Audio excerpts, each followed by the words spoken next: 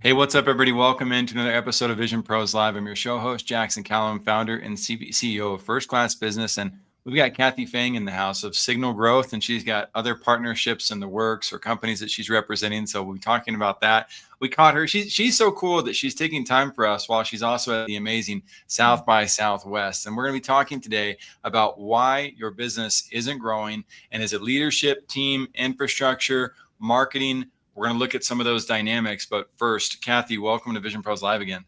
Yeah, thank you, Jackson, for having me. Super excited to be here. Absolutely. Well, you've got such a track record of different opportunities when it comes to growth and marketing and leading teams. And so I'd love for you to lead the way by walking through some of your experience. What does that spectrum look like? Because it's quite the portfolio of companies that you've helped. Yeah, absolutely. So my background is coming from the Fortune 500 company.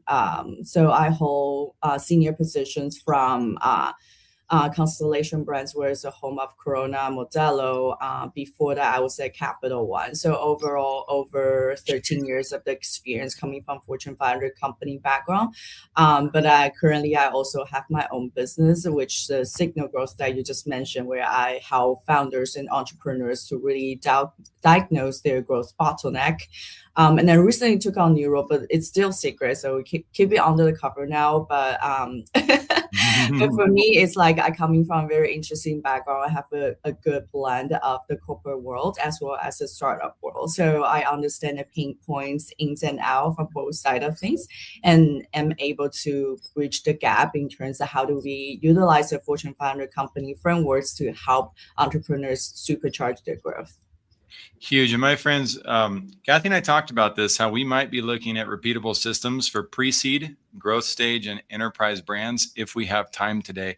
If we don't, then I'm sure her and I can work out some methods of making sure that we bridge those gaps. If you want that, then by all means, drop some comments in the chat so that we know, and we'll always be looking at those and getting back to them. So one of the things that drew my attention with that too, Kathie, is how long have you been a business owner for?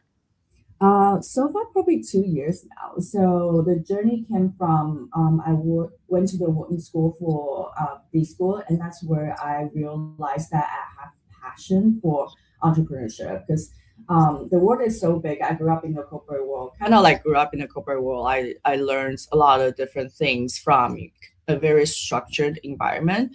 But then when I went to B school, that's how I realized that the things can be conducted so differently. You can look at the things like in 100 different views, and they're just kind of like the blue ocean in terms of the entrepreneurship, where it really inspired me to be one myself. I feel this is definitely like a once in a lifetime opportunity. You gotta be an entrepreneurship to understand like the ins and outs of the business. So that's how I started my journey of entrepreneurship like 2 years ago.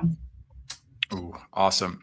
And my friends, we're going to be diving in deep where, like I said, we're going to talk about the realities of leadership, team infrastructure, and marketing. And don't sleep on that, my friends, especially those who've been at this for a while. I see so many entrepreneurs stuck with looking at sales and marketing as the challenge or as the problem, but often the real challenge is deeper than that. So we're going to come right back. We're going to dive into it, and we'll see you on the other side. All right, welcome in to Vision Pros Live with Jackson Calame. I'm your show host. We will be doing interviews for visionary entrepreneurs and guest leaders who are building fantastic visions out there.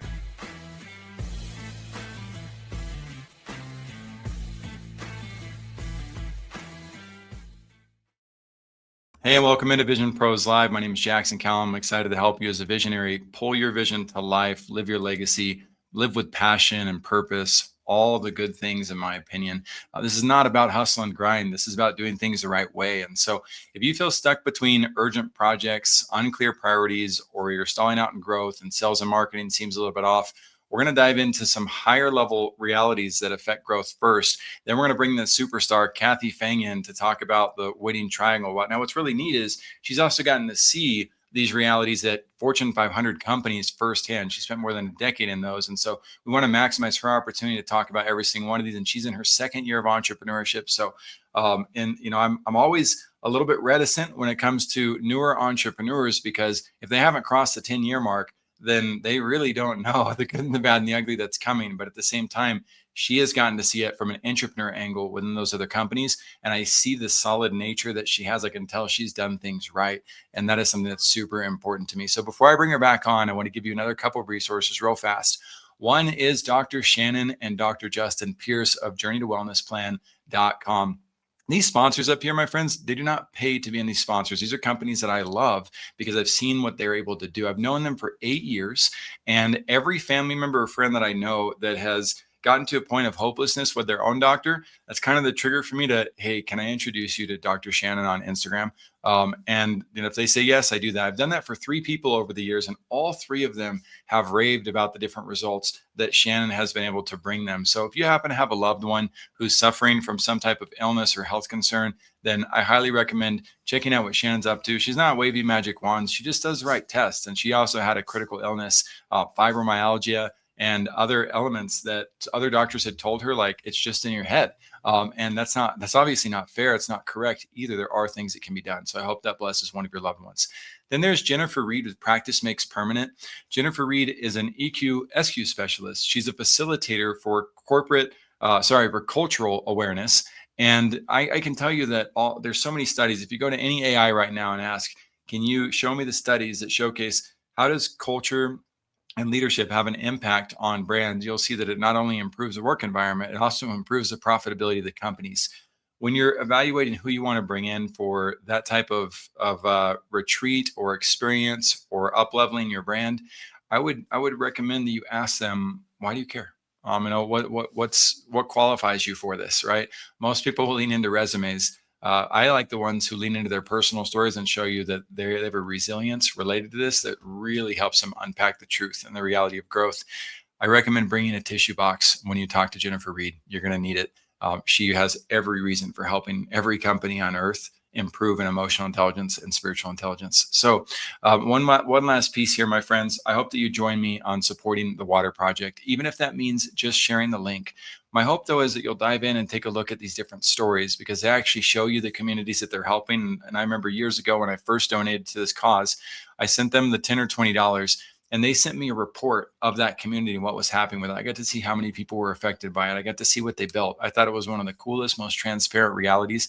And then I started to note that there's hundreds of millions. I don't know how many millions, but there are millions of people who do not have access to clean drinking water. And I've taken that for granted my entire life. I've never been thirsty in my entire life. And so it was a little bit hard to grasp the value and the importance of this. But when you start to study this out with this brand, you start to see that you're able to make a generational impact on such a small donation. And so if there's a cause that's drawing your attention more than this, and do me a favor, drop the link in the comments, because I will take a personal look at that and see what we can do to help out as well. This cause, again, I see these kids celebrating water like my kids celebrate Christmas Day.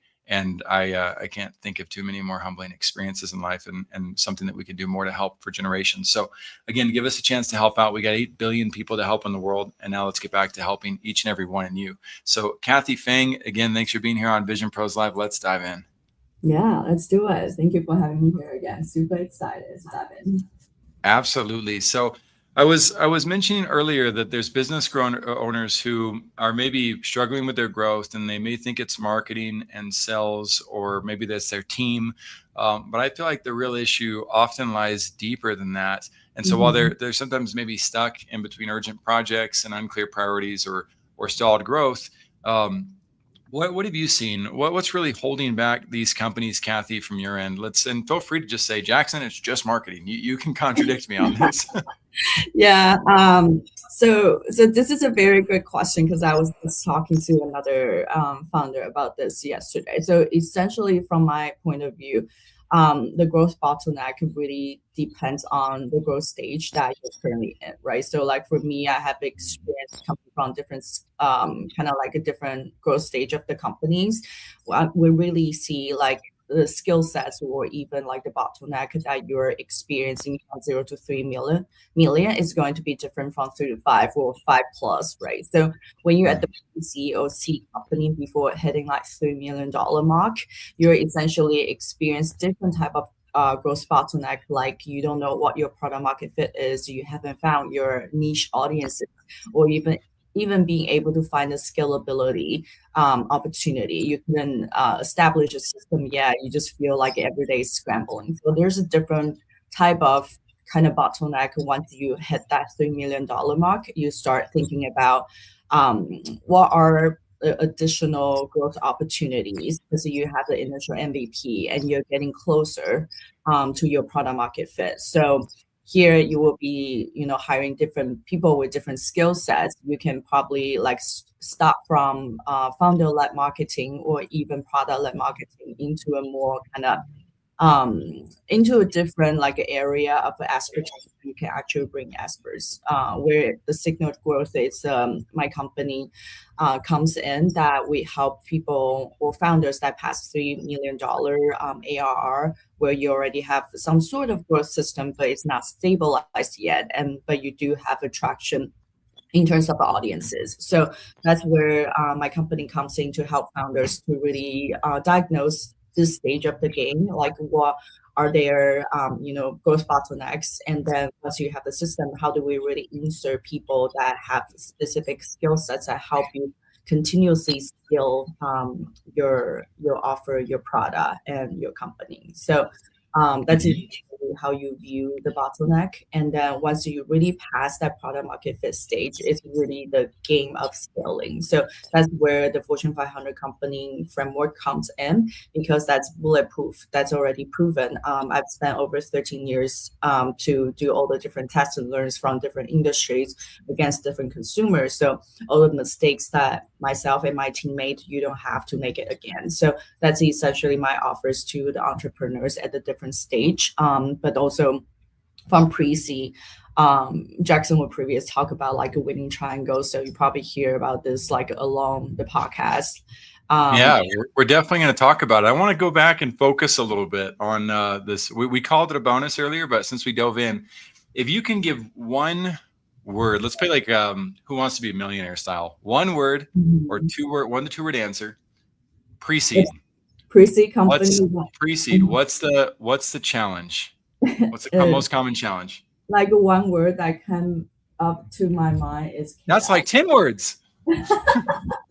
No, chaos. I would say pre-seed is chaos, but also very creative, right? So essentially, creative. Okay. No. We're gonna go to growth stage now. So yeah, and they're gonna come to you for if that resonates with them. They're gonna be like, oh my gosh, she nailed it, right? So growth stage. 1 to 2 words. Scale. Scale is the challenge. Cool. Enterprise. That's interesting. Enterprise. I would say enterprise is still scale. It's just different type of scale. Like, okay, so growth stage, I would say is growth, but enterprise will be scale. Okay, so growth stage is what? Growth. Well, growth. That makes sense. Perfect. And what's one word though within growth? If you had to choose 1 to 2, what would it be? That's interesting. 1 or 2 words. I would say hyper growth. So creating hyper growth, or is it because they're chasing hyper growth? I think creating hyper growth for the company to be sustainable into the next stage, right? Because otherwise, probably 30% of the company would die at the growth stage. Yeah. Nice. Okay, cool. That was fun. For sure. We'll come back to these subjects as well. So we were talking about these elements that also can disrupt growth, and I want to talk about the growth illusion a little bit. I'll talk about it from my side as well, why most companies fix the wrong problem. I see so many companies, it doesn't matter if you're startups or not, focus so heavily on how do we get more leads? How do we get more leads? How do we get more deals? Rather than how do we serve better? How do we serve people better? Right. And if you're not serving people really well, then the rest of that is going to be an absolute challenge. And so leadership, team, and infrastructure, don't be that entrepreneur who thinks you're above and beyond and already doing everything that you can to support people. Usually when we get that level of arrogance, our entire process starts to fall apart and starts to disintegrate. So on your side, Kathie, growth illusion, is that a concept that AI invented as we created this description, or is that one of your terminologies? I think it's one of my terminologies. Oh, cool. Awesome. Then let's talk about your side of growth illusion for sure. Yeah, so for me, again, like the growth solutions can be broken out into by different stage of the game that the entrepreneurs are playing. So we can talk about, like, for example, for pre-seed companies where you're still trying to build your MVP or solidify your product market fit.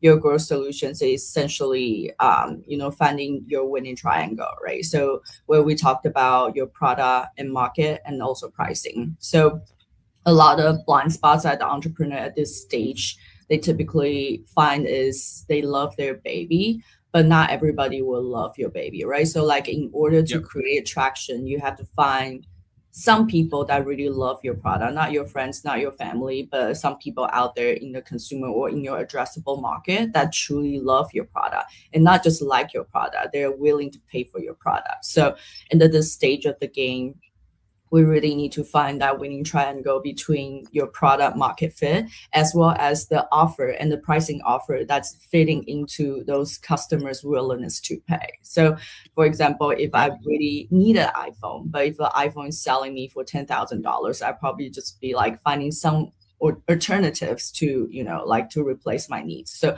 it's just if you can fit in that bucket of a consumer's willingness to pay, that's where you start gaining traction. So that's what I talked about at the pre-seed stage, to really finding your winning triangle between your product market and the pricing.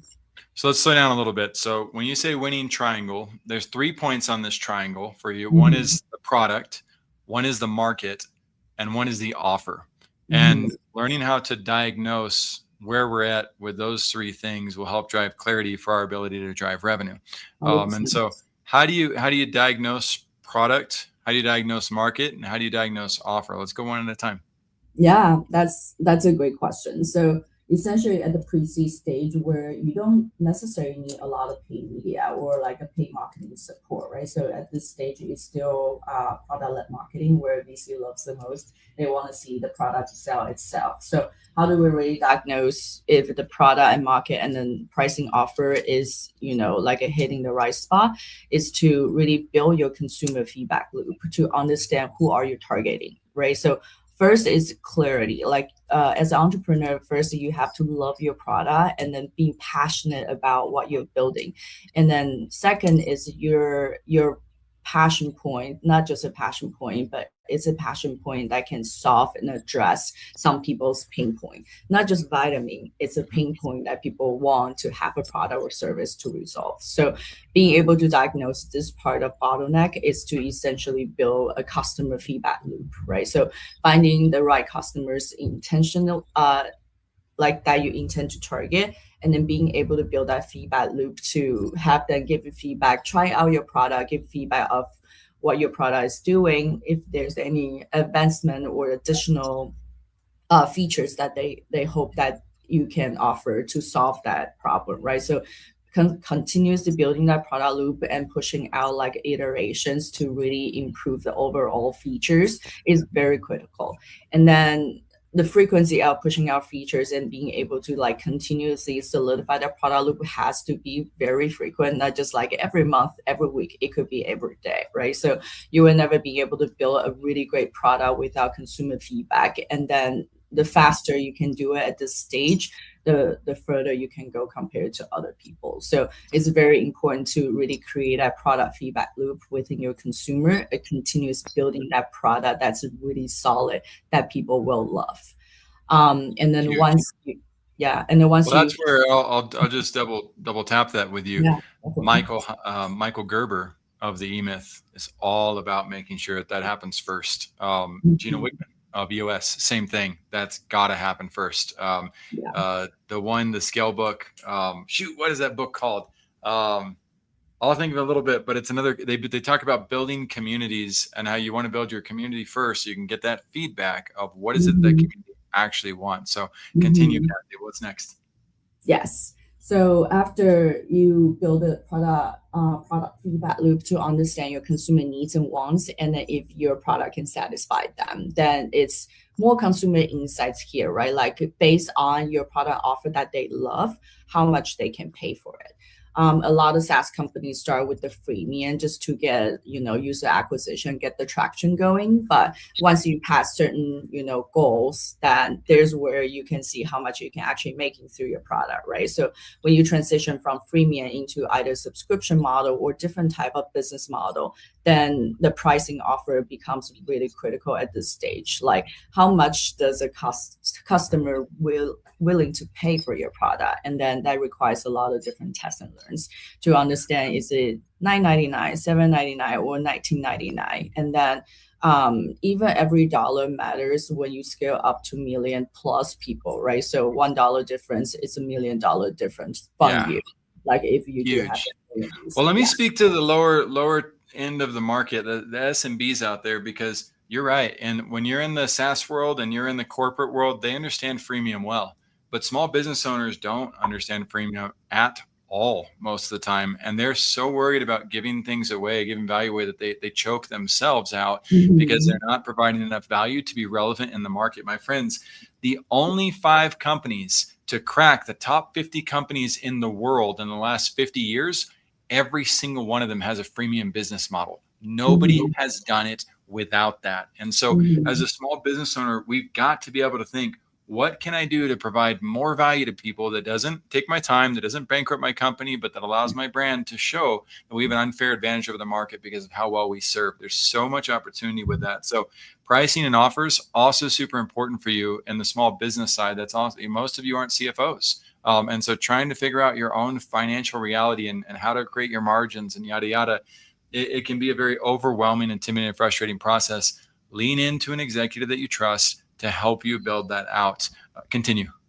Absolutely. And then, like some of the clients, so I work not only with entrepreneur or like a SaaS company, but also kind of creators. So creator coaches, like people in the digital service verticals, where exactly like Jackson, you mentioned, like they feel like, oh, you need to pay for my service to begin with, right? But before you build the credibility, before people actually know you in a very competitive and clustered market, it's really hard to break through without having some sort of connection with your audiences, either virtually or actually in person. So there is a different ways of entrepreneurs, like in the info product stage, that you can provide free values to kind of lure your customer in to get a little bit more face time with you, get a little bit more like building trust and building likability. And then those are the essential step that needs to take before they can actually pay the premium and high ticket price to your product. So that's also very important in terms of how to build this flywheel, to, based on the consumer journey, to, kind of baking into from freemium into lower ticket and then finally high ticket.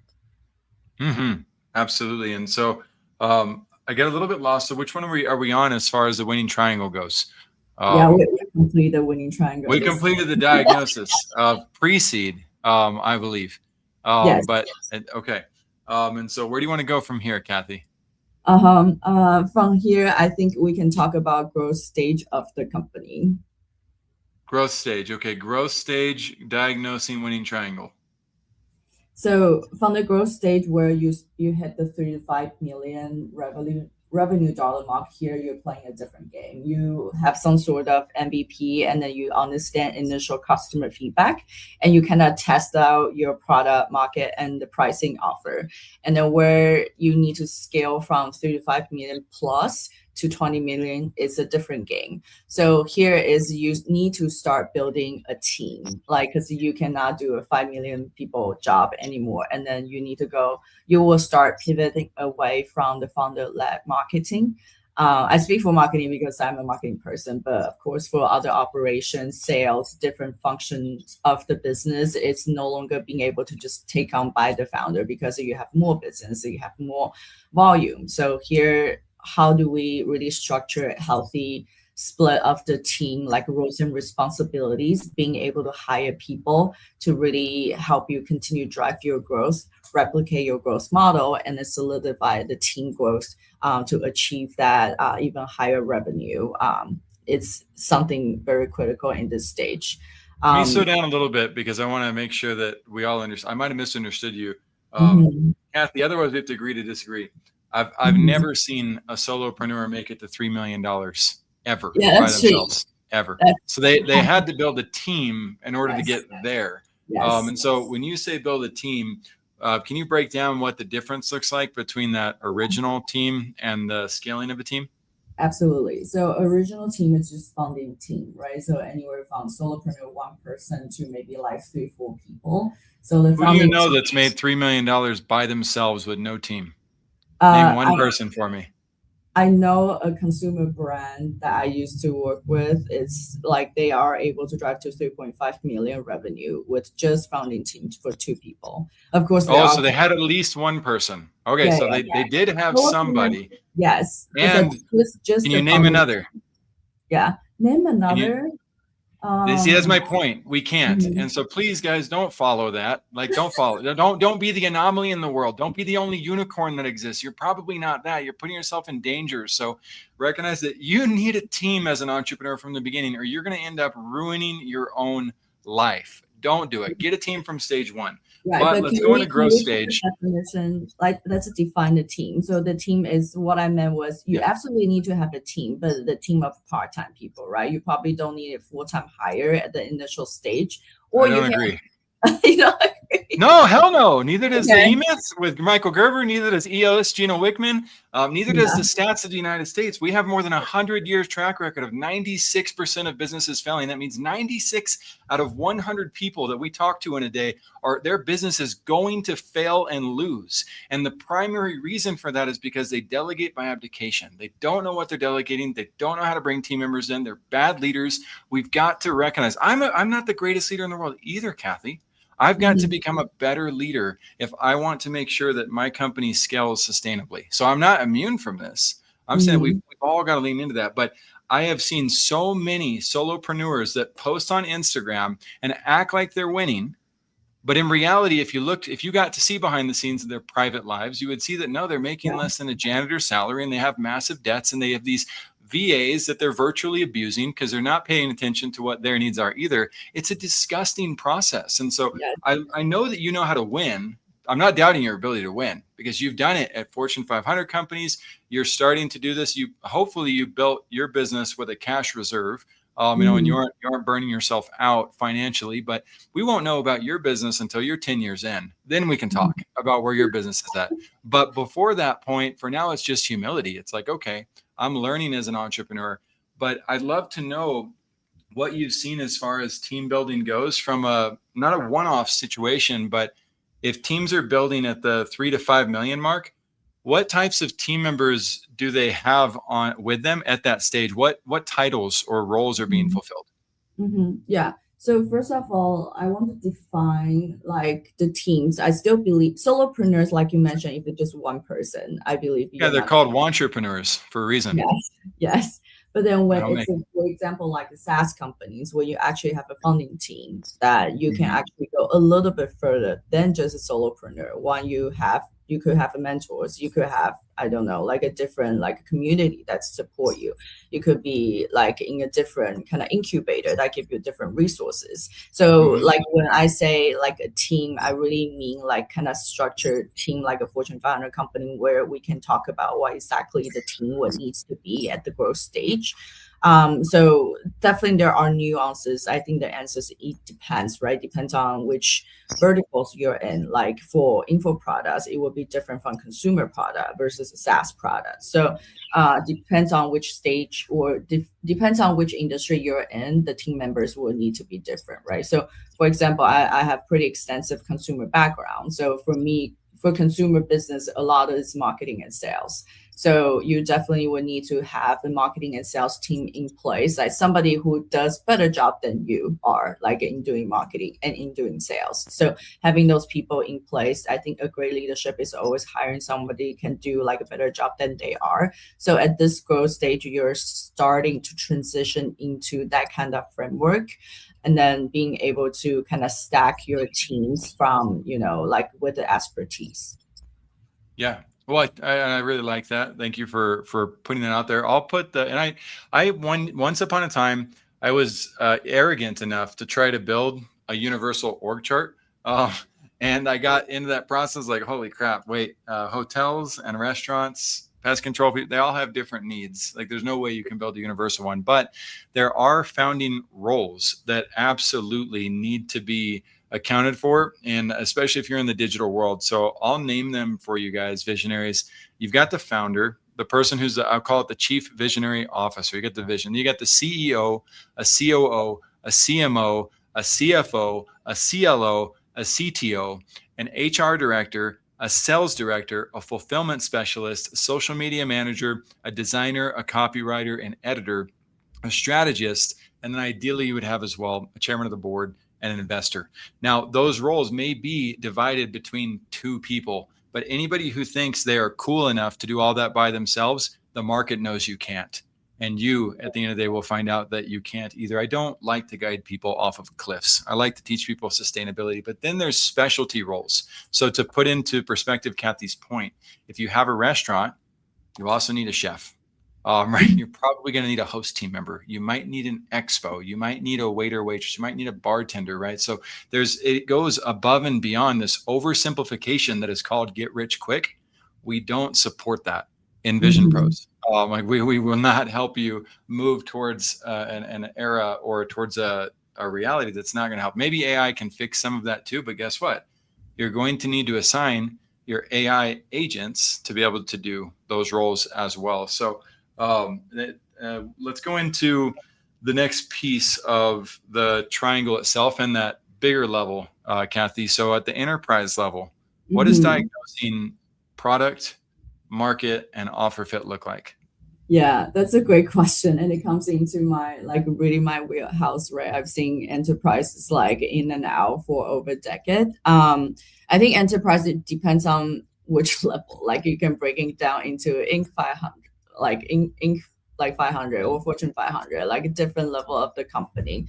When you're still relatively on the smaller side of the enterprise, maybe mid-market into enterprise range, you're still kind of navigate what the scale feels like and then how to build the team that actually improve the overall efficiency. Because sometimes when the system is not solid, a lot of times you feel like a lot of employees you're hired that eating up your cash flow, but not really produce the results you want, right? So those will be like some sort of kind of like bottlenecks or even like diagnosis that you can start looking into the team efficiency, building parameters, building like all the different structure to make sure like the team is running as good as they can. When you go into the even bigger enterprise level, like some of the companies I've stayed with, is almost too big to fail. So it becomes a different type of game. Is the team culture, the company cultures, and the brand perceptions. How do you want to continue showing up in front of consumers or in front of your customers to continue to get your business? So it's a little different type of games that we are playing. But I know most of your audiences are probably not going to be like in the Fortune 500 or the company level. So the growth bottlenecks are like a different here. But what we can Maybe, do. but yeah, I think some of them might, again, so one of the things about podcasts, this is great for visionaries to know too, these segments that we talk about, they're redistributable, and there's something that AI is going to be looking at as well, right? So if you speak to the Fortune 500, the ones that are crushing it, and you come up with a plan and a value that's super, super valuable, that's going to pop up in AI someday. And those people are going to find it and be like, oh gosh, I want to know what this Kathie lady has to say. So I would love to hear it. If you can focus in on one of those areas, one of those dynamics, whatever level you want to, and then just clearly articulate what's the product diagnosis look like, what's the market diagnosis look like, what's the offer diagnosis look like, that would be awesome. Yeah. So the diagnose for Fortune 500 company, like constantly you hear like a reorg, right? That's basically diagnose. You hire a consulting firm and come in, either McKinsey or BCG, and diagnose the whole organizational structure, like really drill down the efficiency between teams, like including your team members, like your functions. Does that really aligning with your business strategy? How does that look like in the next 3 to 5 years? And then is your current team structure aligning with your future 3 to 5 years? So that's some sort of diagnose that management consulting firms are doing, right? Like, and then you're drilling down into specific roles and responsibilities. Sometimes even time tracking, like how many hours that each team members are actually allocating to specific project. Prioritization, like the list of a project, are those projects really needed to like aligning with your 3 to 5 year growth? Are those being able to trim down? And then if those are trimmed down, are the member associated with those projects still stay or not? So that's where we hear a lot of layoffs, reorganization from like Fortune Well, 500. and I love that. But Kathie, how do you diagnose the winning triangle? That's what we're talking about. And so, how do you Mhm. diagnose the product, the market, and the offer in Yeah. those companies? Yeah, sorry if I don't make that clear, but I think the It's winning okay. triangle is not really like existing in Fortune 500 company because Oh, you already have the product market fit.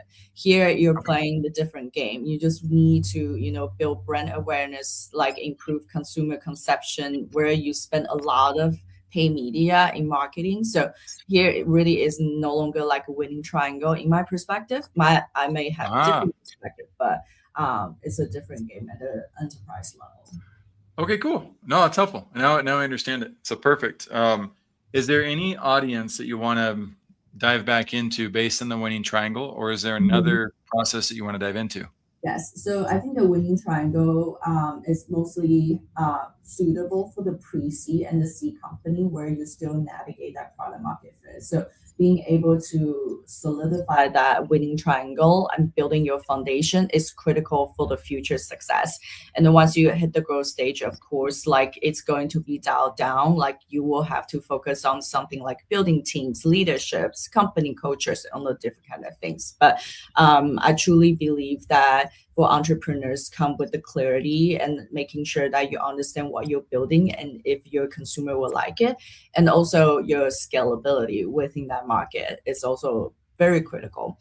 I'm a strong believer of numbers, so I believe in addition to building your winning triangle, once you have that solidified, I would start like focus on projections, right? Like financial numbers, making sure you have enough runway.